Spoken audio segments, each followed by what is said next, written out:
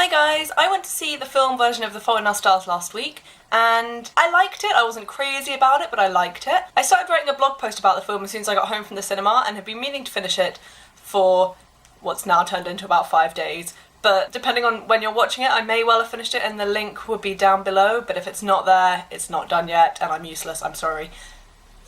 But what I want to talk about today isn't The Fault in Our Stars specifically, but generally book film adaptation. I'm one of those people who likes to read books before I go see films. There are certain films obviously I haven't done that for, but as a rule, if I think the book seems interesting, I will rather read it and get my own image of it before I go see a film. But I'm not one of those group of people who think the film can never be as good as the book. I think in most cases what we should recognise is that film is very much a different medium to books. So in thinking about what to say for this video, I thought in particular about 6 books or book series that I have read and loved that have then been turned into films.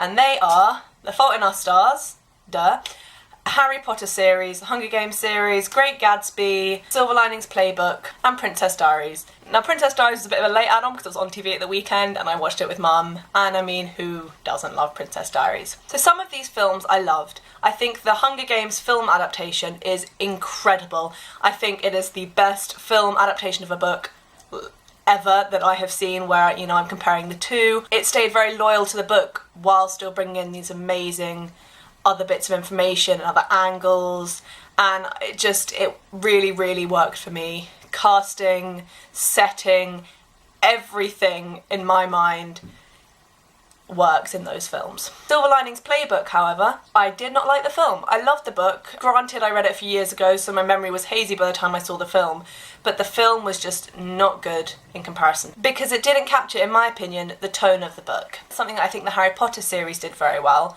and something that Hunger Games elevates the tone even. To make a good adaptation of a book, I think the most important thing, maybe even more than story, is to capture the tone of the book. What was the book trying to say? That is what your film should be saying.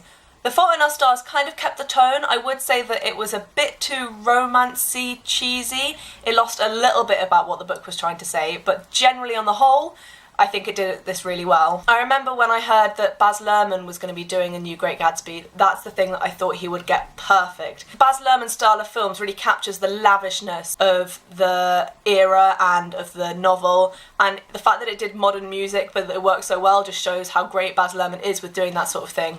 One of my pet peeves with book adaptations is unnecessary changes. I appreciate that there have to be changes in storyline. A film is something that's very different to a book. You can't go into so much detail about certain things, and you simply won't have time for some side storylines.